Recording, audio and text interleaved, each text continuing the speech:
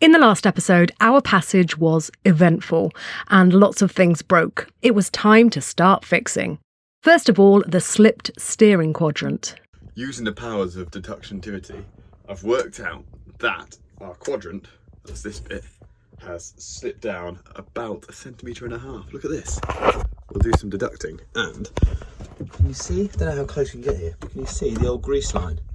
So that used to be all the way up there, and you can tell also over here this chain used to just catch on here, and now it's completely clear.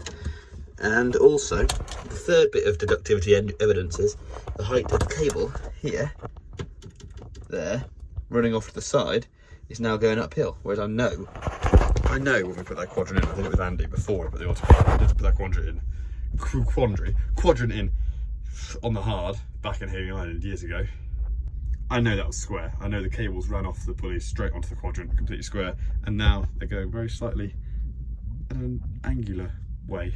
After some loosening, moving and tightening, problem number 1 could be ticked off. The next problem was to work out why we were slowly sinking. First, to check the new seacock in this wardrobe that we'd installed for the aft bilges. It's the driest of bones, that fitting, plus it's about 1 metre above the waterline. So even when we were close hauled today, it'll only be in the waves splashing against it. But it's dry like a bone, but it's dry. So just get a nice bit of tissue, dab it onto some areas and see if it comes back with a moisture reading.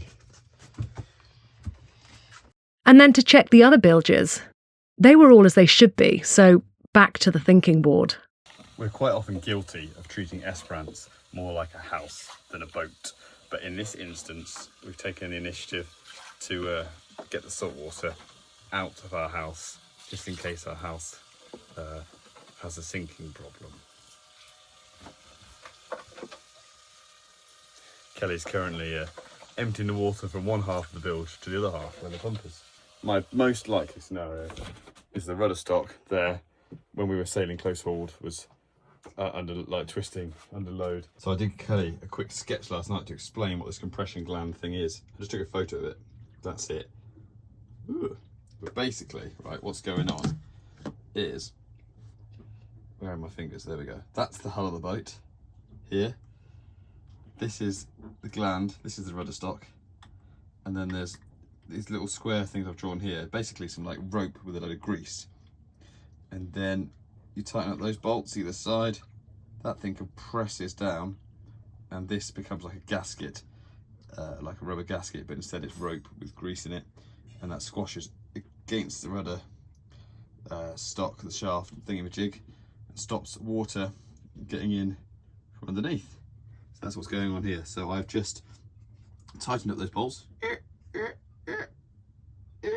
both sides, and I just realised it wasn't even, so I've gone back to have a look at it and took some photos, and I've just counted the number of threads, and I think we're pretty close. I think this one here might need another little turn, tighten it up. Yeah, and that's basically bringing that top bar there down, squash, and compressing some rope that's underneath there, inside there, and pushing against this shaft, which is this stainless steel bit here. And you can see the whole thing's covered in grease, and I think, hopefully, fingers crossed, if I can get myself in the shot, fingers crossed, that is where our leak and our water has come from. When we were sailing, the boat's heeling, there's a lot of load on the rudder's sort of being squashed to one side, pushed up, and water's creaking in. So hopefully that's what it was. So it is the morning time. Before bed last night, Kelly and I dried out all the bilges, and I'm pleased to report that in here is still dry, which is the main thing. This bit down here is a bit damp, but I suspect that's coming from the non-return valve on the bilge pump. So the bilge pump empties it, but it'll be seeping back through the non-return. So if I manually empty all that, oh, it seems deeper than it was earlier. No, for God's sake. Anyway, I'm going to keep drying it out and monitor it over the next few days. Meanwhile, the kids were enjoying themselves, and we had a big breakthrough. Darcy can now swim. She'd always been confident, but still uses her flotation device to stop her from sinking. She had been having a lovely time jumping in and out with her floaty on when she decided to get out, so she removed it. Then she decided to go back in, but she forgot to put on her floaty. She jumped in and then she'd been swimming around for a while when she realised she didn't have her floaty on. She's now a swimmer. We have 3 little fishes. Darcy, that's awesome. You're a super swimmer. Quick update on the leak in the aft cabin saga, which we thought we might have fixed. We haven't. There you go. So today, midday-ish, I completely dried the bilge out. And you know what? I can see there's already a bit of water there that wasn't there a minute ago. So I think that's what it is. It'd be interesting to see when I run the engine with the vibrations going through the bearing and the P-bracket, whether or not there'll be a greater level of water coming in. So in the last hour and a half, it's quite hard to see, but there's a little pool of water just down there. I reckon we're looking at something like, what's that, 50 mil? So maybe a litre every day. So just a quick update, it's an hour and a half later, it's now 2:05-ish, and there's enough water there. As I said, maybe 50 millilitres, and there's a tiny bit on that side as well, but it appears to be more on this side. I'm pretty sure it's coming up around here. Okay, so we've got to the bottom of this salt water in the aft bilge mystery. I completely dried it out again, watching it come in, and I finally clicked. It's coming up through the P-bracket. So the P-bracket, it's got two parts. We've got the part, we may remember back a couple of years ago, we rebuilt with Kelly's cousin's help, thanks Dan. So this is us out of the water. Yep, folding propeller, rope cutter, and then this is our P-bracket. And this section here goes up through the hole. It's glassed in, and then that down here is where we're having the issue. So that same metal component, stainless steel, is this there, it's on both sides, and goes down and through the hull, and we're getting this slow ingress of water here.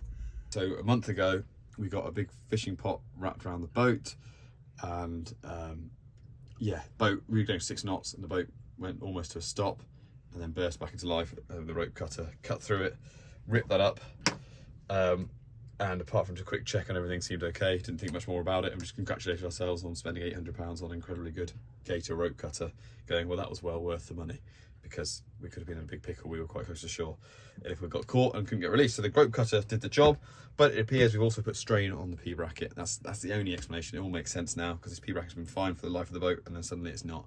So what's happened is that P-bracket's got, it's housed in a load of glass fibre. I'll do you a sketch. And it's been slightly bent, and then this has all been loosened up in here, and water's now seeping up either side into the hull. So it's a bit more like that. This shaft of metal's like that, with the glass fibre wrapped around it, and it's been bent. So now the water's seeping up either side. So the only real fix is Esperance out the water. It all needs drying out, all needs grinding back, and then rebuilding, basically. So it's a fairly big job, and we are in pretty much the most expensive place in Europe for getting yacht work done, which my insurer, I've just been chatting to him on the phone, Pantanius, and he said, you're not going to Greece, are you? It's a bit cheaper over there. So we are going, maybe one day, but not anytime soon. Anyway, so I think we've got to the bottom of it. So I think we're waiting now for a phone call from their Spanish representative to find a good marina to go to. Somewhere we're going to get Esperance lifted out, and we can do a proper inspection on all this and find out what's going on. Whew. At least we have the children to keep our spirits lifted. There was nothing more that we could do until we had the lift sorted, so we decided to take the children for a surprise adventure.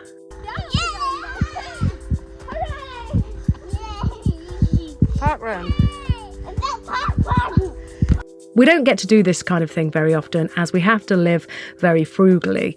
But we had some of that money saved from all you lovely people who buy us an ice cream. The buy us an ice cream donations we use to buy ice creams, obviously, but sometimes we get extra, and so we put them in a pot, and we have used all of this pot to pay for this wonderful activity. So thank you to all those ice cream fund contributors. This place had the right balance of health and safety. You didn't need to wear hard hats, you were in charge of your own safety lines, and after a quick briefing, you were off. That's it, and then you walk, that's it, then you walk across. Just watching Darcy, she's doing so well. Yeah, it takes ages each tons. Also.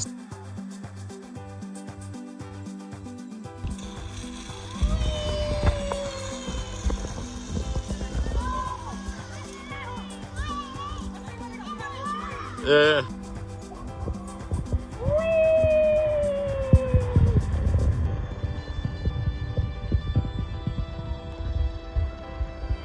It's quite high up. Why don't you look down, Kel?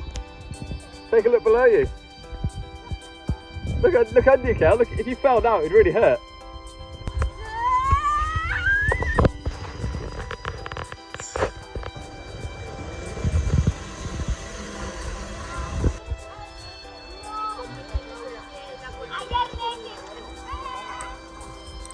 What have I told you about riding a bicycle in the trees? Do you reckon you can actually do it?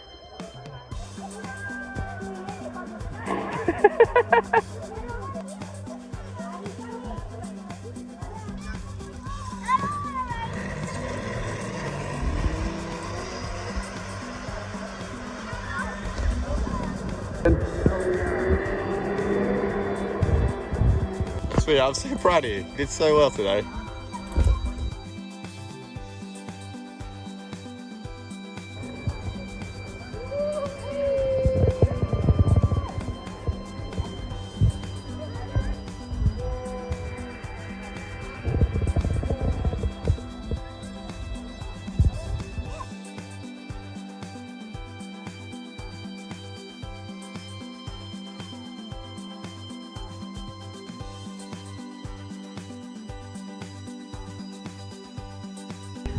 Is that a good surprise? Is that a good surprise? What was your favourite bit?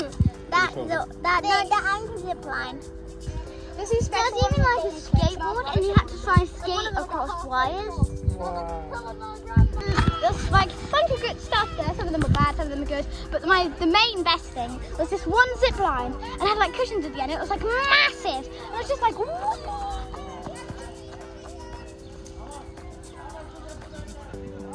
Exercise, we thought a pizza was in order. Or, in the kids' case, spaghetti on pizza. Other things we did whilst waiting for the lift to be sorted out: skating, eating melon, Who's gonna bite first?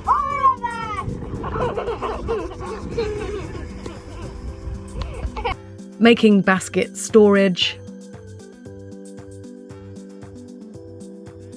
making chutney. We also had another ongoing problem to deal with: our terrible anchor, causing us to slip again and again all over the anchorage, and we were just feeling on edge at the slightest gust of wind. So that buoy is marking where our anchor is, 40 metres from where I am now. Well, with the cantinery effect as well, so it's less than that. But that, yes, this morning, that was their stern quarter was catching on our buoy. And obviously they're swinging as well, but it's at least 5 metres, if not 10, that slid to get to the point where we're settled now. And like, you can see how close we are to sailing Fionia, our friends over here. Like, we were the same with them the other day. We got really close to these guys, so we re-anchored and moved. And here we are. I mean, it's not awful. We are definitely stuck. We haven't gone any closer to them in several hours. So it's not like a big worry, but it's just constantly, oh, we're gonna be all right. Because I don't really want to go dragging onto them either, and I've got a few hours teaching to do now, so like my head's going to be downstairs and thinking about that. But anyway, no strong winds are due, and I know if we put out 60 metres of chain, we're not going anywhere. It'll be absolutely fine. But the point is, there's not much room to do that here, so we haven't. But as with everything else that this adventure throws at us, we have to find a solution to make it better. We have today ordered our new Viking anchor. I am very excited. It's a load of compromise. It's always a compromise, but I've done loads of research, thought about it lots, looked at lots of things, and gone with this anchor. Yeah, it's really interesting to get. There are heavier anchors, but this one is performing really well on all the reviews, and being lightweight actually is going to suit us, because whatever anchor we get, roll bar or not, it's going to get stuck on the bobstay and bowsprit like it always does, and a bit of a faff. And this being a lighter one, we should be able to manipulate, pick up with the boat hook and things like that. And there's some other positives. Anyway, I'm really excited about it. We'll go into more detail when it arrives. But the big reason we're excited is, like, we're in this anchorage, 6 metres of water. Everyone else is let out about 20 metres of chain because it's tight. and everyone's spinning around really nice and neatly on their 20 metres chain. We've let out 40 because we drag. And like the wind shifted last night and the buoy is about 5-10 metres from where it was yesterday when we were facing the other way. So it's taken all that to reset, and it's probably not even reset anyway, we're just hanging on the weight of the chain. So it's like we've got this massive swing circle and it's just a bit crap, because I really feel like we could just, you know, if we got a sudden gust now, what's going to stop us going into somebody? Not much. So not really enjoying that, and constantly just watching this anchor alarm and just coming up and going, oh, which when you're trying to work and do a day's teaching or something, it's not ideal. Anyway, so we're really excited. Yeah, sort of hand in the pocket time, getting ourselves a really good quality new generation SHHP, super high holding power anchor, and that's going to be with us hopefully in about a month's time, which should be really cool, and a big like, if it works. And then we had the go-ahead. We were off to get Esperance lifted and checked over. Done some prep. I've been to a chandlery. Like, thought we went to big chandleries in the UK. The chandleries here are amazing. I'm loving it, having a great time. Anyway, ran to the chandlery, got the bus back, and got all the bits and pieces we need. We are going off to Port Andarax. Our insurance company have offered to pay for a lift and an inspection to see what's going on with this leak around the P-bracket. So we're off over there, it's 7 miles. We're going to sail / just get over there motor now. But I've just got off the phone with the surveyor. The main surveyor's not coming, but he's obviously got an office with loads of surveyors in it. And the lady he's sending to be our surveyor, guess what her name is? Hugh? Esperanza. Esperanza. Which is the feminine version of Esperance. But that's quite nice. So she said, yeah, that was nice. Anyway, so she's just phoned me to confirm that Esperanza is coming. And the boat, I've also just had an email confirming from the yard we're going to. So we're going over there now. It's 11 o'clock now. It's about an hour to get there. We're getting lifted at 2 o'clock.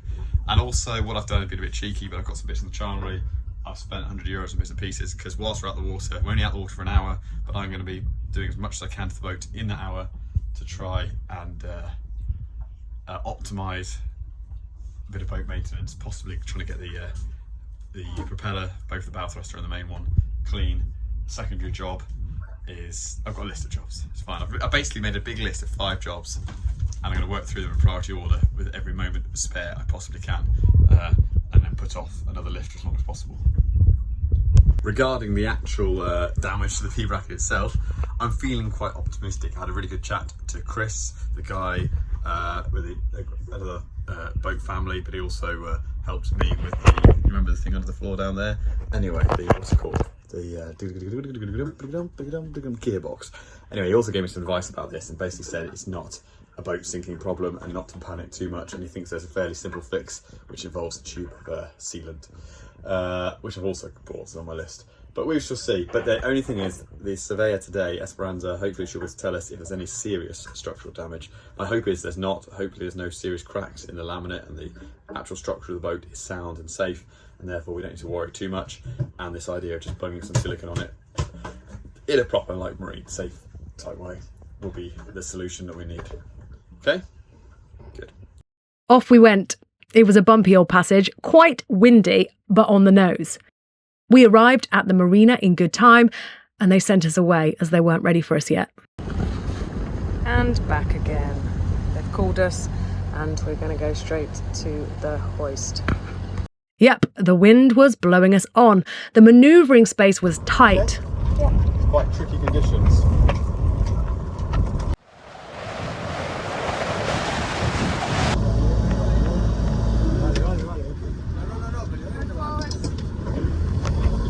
Lots of cooks and no chef, but at least Esperanza was there. Oh no! The problem was a simple one. Esperance needs a 2-sling hoist to be lifted. This marina had a 3-sling hoist. We had sent pictures of our hull to the office before arrival, but it seems the message was not relayed to the hoist operators. When we arrived, Hugh double-checked to make sure that they knew about the location of our prop shaft under the water. They did now, and we are so glad we checked. If we hadn't, one of the 3 straps would have been resting under our stern gear. 25 tons of boat versus 40mm stainless steel rod. The prop shaft would have come off much worse. End of sailing for the rest of summer. It became apparent that it would not be possible to be lifted out. They did, however, let us stay for half an hour so Esperanza could do an inspection inside the boat. So if it is delaminated, then we have to grind right back. She had a pipette and a microscope, much better than our taste testing method. I'm so glad I mentioned it, because they were just rushing around like absolute headless chickens. Lots of just low, it's an old classic, it's like 5-6 people always shouting, oh, let's try this, Like, okay, great, so we're into a real pro zone here again. But yeah. Anyway. And then to add to all that, they asked us to leave, but the wind was picking up and we were being pinned against the pontoon. We politely told them that it wouldn't be possible to move until the wind had died, but they had other ideas and used ropes, lots of men, 2 dinghies to drag us out against the wind. And as predicted, the wind was too strong and we collided with this boat. Esperanza's fine, she's as tough as nails, but we didn't like what was happening. So we were feeling a little shook up and we still had to find a safe place to anchor for the night. Couldn't get back round the corner, back to the old anchorage because it was really windy. So we've come here, we've just lowered the anchor and we think we might have snagged it on the bottom. It's hot. Things didn't go so well this morning, so everyone's in a bit of a grump. We couldn't go back round to the last place as the wind was too strong around the headland, so we anchored just outside Andrax and hoped for the best. We put out a lot of chain and had a sleepless, worry-filled night. So we decided that we would take back control of the situation. All of our friends were round the other side of the island, and we had stayed round here as a list of possible marinas that we could be lifted out on were on this side. However, we had had a miserable few days and we needed our boating community to cheer us up. So we decided that we would head round to where they were and we would worry about the lift later. It was a strange old passage as the wind was on the nose at every turn. We decided to stop for the night at an anchorage halfway, but when we got there it was so rolly that we knew we were in for a terrible night's sleep whatever, so we decided to pull up the anchor and complete our journey. We felt much more relaxed having made this decision.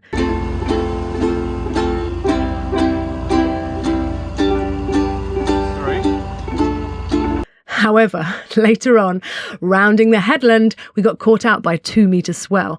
I was down below and I heard Hugh shout, "Hold on!" as we bounced our way around the headland and into the anchorage.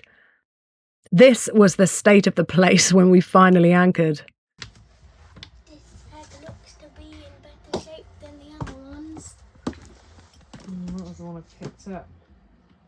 So we're missing an egg though. There was 3 eggs that were loose. But there's one there. Literally looks like somebody has picked our house up and shook it. Which literally just happened. Which actually literally happened. Oh, there we go. Better on this one. Done. Look at the cushions. I found the other egg. It somehow managed to fly into the recycling and is still perfectly fine. How the heck? I can use that for pancakes tomorrow then. Absolutely. How the heck? Oh, it's a little cracked, but yeah, you can use that. Oh my god. Took their boat, took our house and shook it. Which they have. And the sea's just gone. I don't want the washing machine. Right, can you pick up all that stuff of Dad's and put the lids back on? Oh my word. I hate this. However, the next day, everything seemed bright and joyous again. That was until, seemingly out of nowhere, 30+ knots of wind just came and hit the anchorage. We were back to slipping and sliding around. This is not good. No. Oh, just night after night of our anchor dragging and slipping and sliding, and then we just now had 25-30 knots out of nowhere, and we just re-anchored again twice in a row, just sliding into everyone else. Just balls. It's not good. I'm just doing myself in. Right, we try again. We were tired and fed up after such a terrible week, so we phoned John from Summers Sailing Kendra to come and help us. We had an idea to put a kedge out in front of us to form a V and hopefully hold us in place better. John and Elaine have a lovely Rockner anchor, but oh, the irony.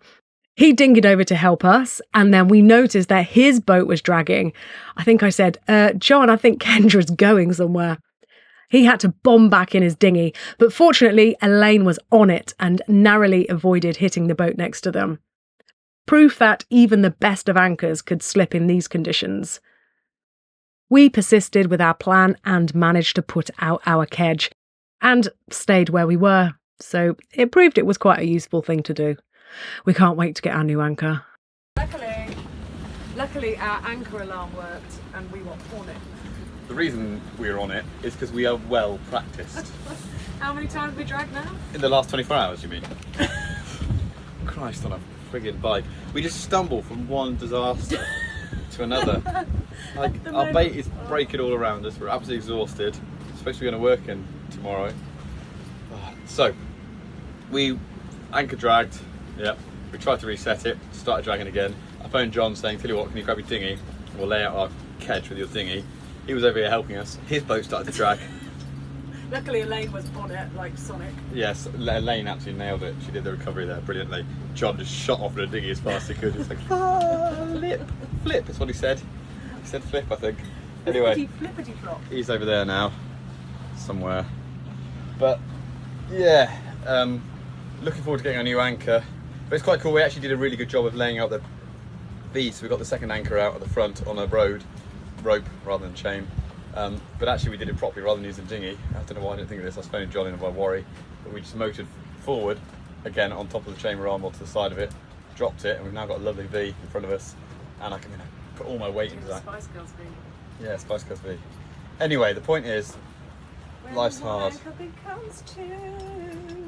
Life is hard at the moment. I'm going to need a biscuit. Life is hard at the moment, and it's just, I think we're having more bad days than we are good days at the moment. But 3 in a row. About 3. 3 like days that would stop a normal person, would make a normal person give up. And 3 of them in a row. But we, You remember it was only 3 days ago? 2 days ago? 2 days ago, 48 hours ago, we were bouncing off that boat in the pontoon trying to leave the marina. God. With those Yeah. marinos all shouting. Yeah. Oh my word. Yeah, oh. Right, we need lunch. Yeah, I'm gonna have lunch.